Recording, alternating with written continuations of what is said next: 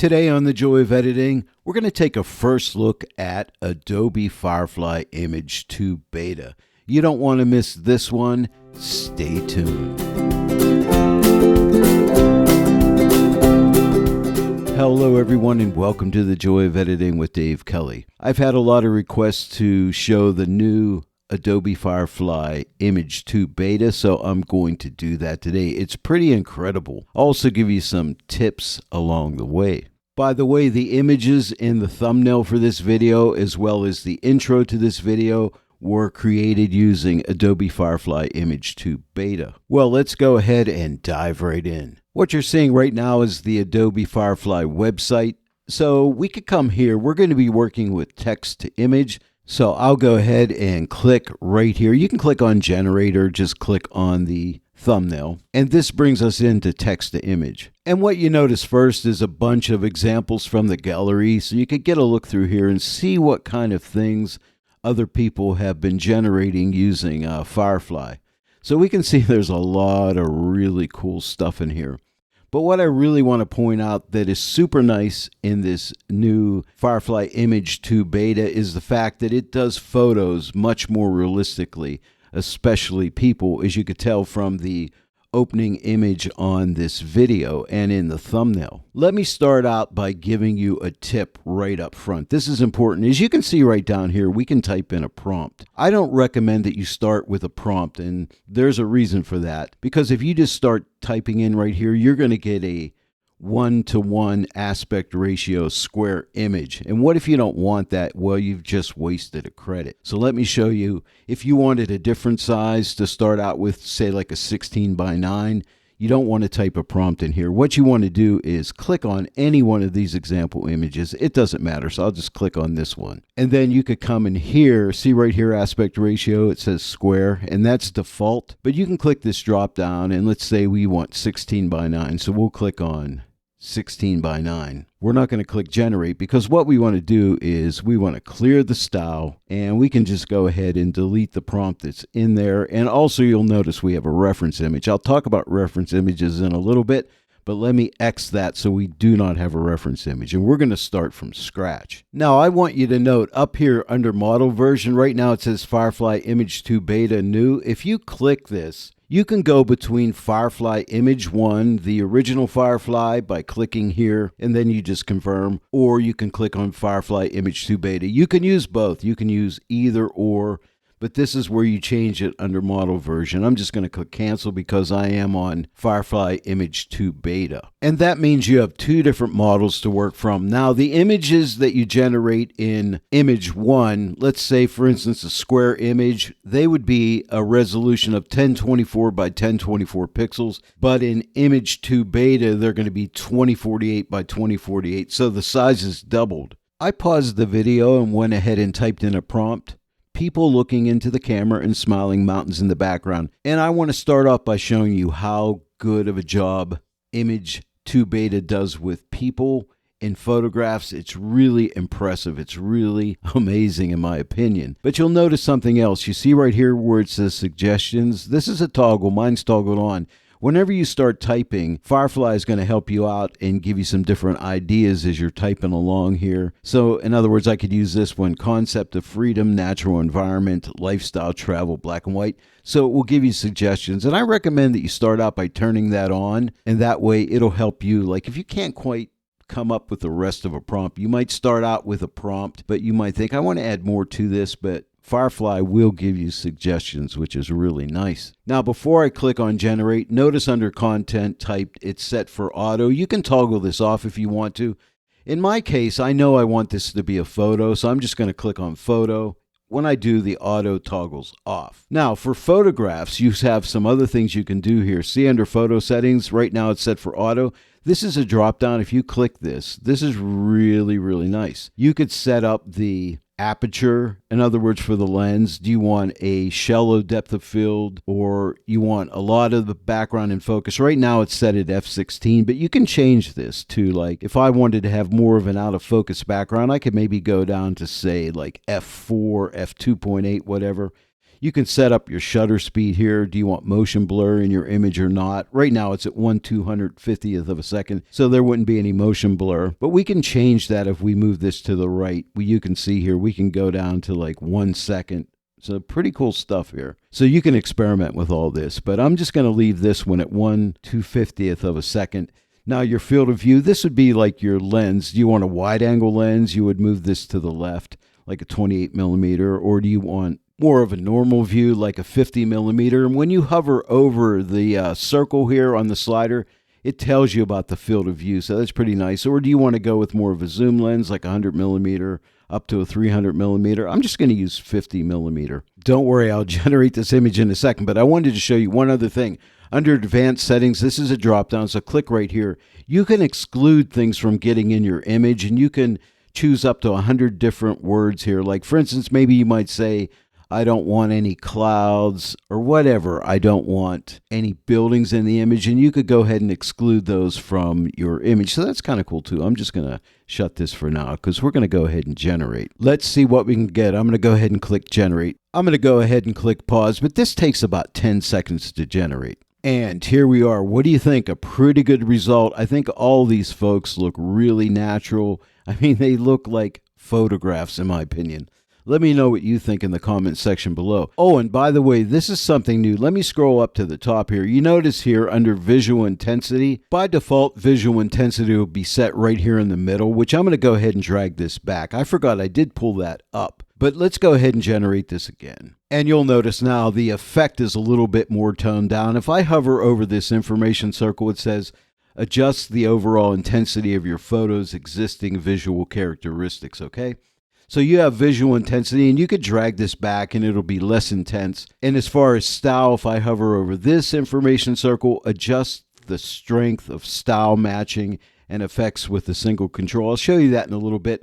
But that's dealing mainly with, I believe, like when you're using the different effects down here, as well as using a reference image. And I'll show you that in a little bit. And I find that I get really good results when I leave these in the center, but sometimes I do like to adjust these. Now, just like in image one, you could rate your result. You can report if you got a weird result to Adobe. That's good. You could click right here to download your image, copy your link, and whatever. And then if you come over here, you can click and you could edit. You could go into generative fill, show similar, use a style reference. I'm not getting into all that right now.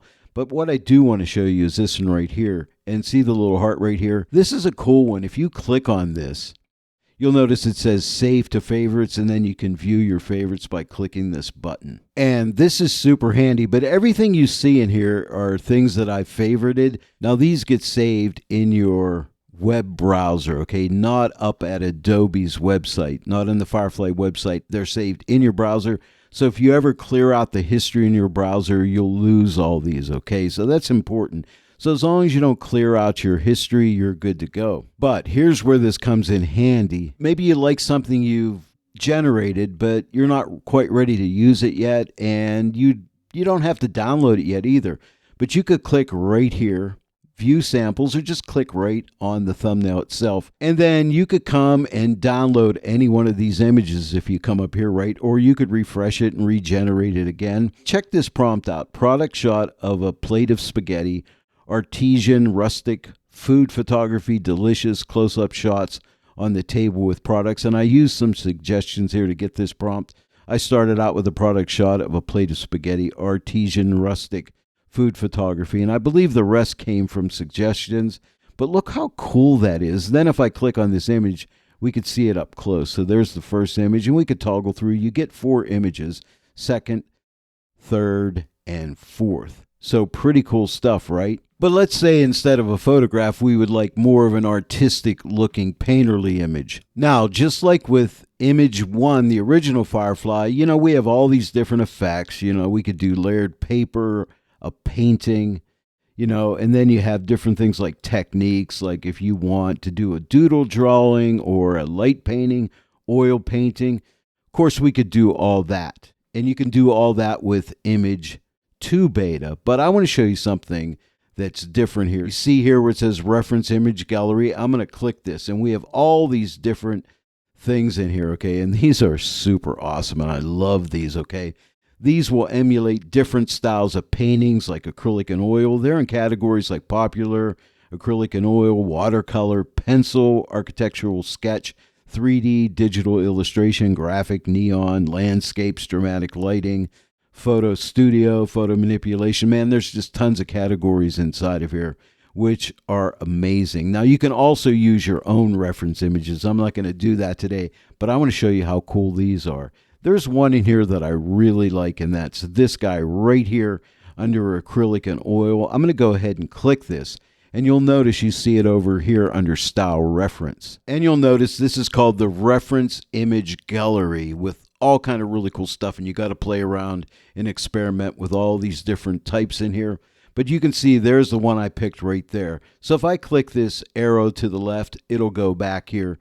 And this is where this style strength comes into play. Now, it only has 3 positions: full strength, mid strength, or low strength. And we'll start out in the middle because that's where, again, Firefly Image 2 Beta defaults at. So we'll try that, and we'll click on Generate and see what kind of result we get. Are you ready? So here are my results, as you can see. So they're all looking really nice. Now let's go ahead and take the strength to the left and see what we get. So I'm going to drag this to the left, and I'll hit Generate again. And now you can see it's a little less intense. Now let me go to the center strength again. I'll click Generate. See, it's a little more intense. Now let's take it the whole way to the right, and I'll click Generate again. Okay, so now you can see there's a lot more in here in these images. Okay, so there is the far right. Here is the center. I'll click Generate again. And now we'll go over to the left at the lowest strength. And you can see it's a little bit less detailed, but they're all really nice. So it does pay to experiment. But again, I generally go with the center on these different things. But we could go back here to Reference Image Gallery, and let's try a different style. Let's go crazy and try something like this one. This one's bizarre under graphics. So let me click that, and let's click Generate and see what we get. Now, as you can see here, that's a big difference, right? Because this is the reference image. So let me click this so we can get back, and let me go up to the top here. And now let's take our image strength and drag it the whole way to the left to make it less intense, and I'll click Generate again. And now we can see the spaghetti here, right? So it's not following that initial reference is close. But now if I take it the whole way to the right, and we'll go ahead and click Generate again, and now you can see it's following closer to that. But if I want to keep this color scheme here, but yet I do want to see a little more detail in my spaghetti, in this case, I would drag this to the left and Generate. And now you can see I can see more of the spaghetti. So it really depends on what you're looking for. Let's try one more. Let's try this one right here. So now I have that. You can see it under Style Reference. Let me go back here, and let's put my strength for style in the center, and let's click Generate and see what we get. Okay, these are all pretty cool, aren't they? So that's neat. And again, you could play with the style and see what kind of results you get. And then again, you can also start playing with effects. You can add effects. It's really up to you how far you want to go with an image. But again, if you say like, these are pretty cool, it doesn't matter which image you click the heart on, they'll all get stored in your web browser. I'm going to click on this one as a favorite. And now let's go to View Our Favorites. And you can see there it is there. But if I click on this image, you can see all those images come back, right? And then you could come here and download them, do whatever you want. And here's another way to get to your favorites. If you click on the Firefly icon right here, you'll find your favorites up here in the menu. So if you click right here on favorites, there will your favorites be. Now remember, if you ever go ahead and clear out your history, all these favorites will go away, so bear that in mind. But this is a really great way of saving things that you're kind of working on, but yet you want to go ahead and come back later and try some different effects or reference images or whatever. Adobe Firefly Image 2 Beta, whether you want to emulate a photograph or more of a painting or whatever, this is really amazing, and you got to give it a try. Let me click on this hamburger right here just so you can see. Let's go up close here. But look at the kind of results you get with this. For product shots, whatever, you can get some really cool stuff here. And I hope this video helps you out today, and I hope you watch it again because there's some good tips in here, especially for saving your favorites and also for not wasting credits. Because remember, whenever you start out here, you don't want to just click generate. You want to click, and then you want to click on one of these sample images. It doesn't matter which one it is.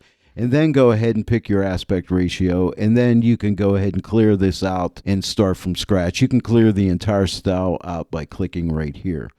And then you can just double click on your prompt and just delete it and type in a new prompt and regenerate and choose all the effects you want and so on. But hopefully these things will help you out. Well, there it is, everyone. I hope you enjoyed the first look at Adobe Firefly Image 2 Beta. If you enjoyed today's tutorial, please give it a like, share it with your friends, and if you're not yet a subscriber to this channel, please subscribe, click that bell notification icon, and click all so that you'll receive all notifications, and that way every time I upload a new tutorial, you'll get notified about it. I want to thank each and every one of you for joining me today in the Joy of Editing with Dave Kelly.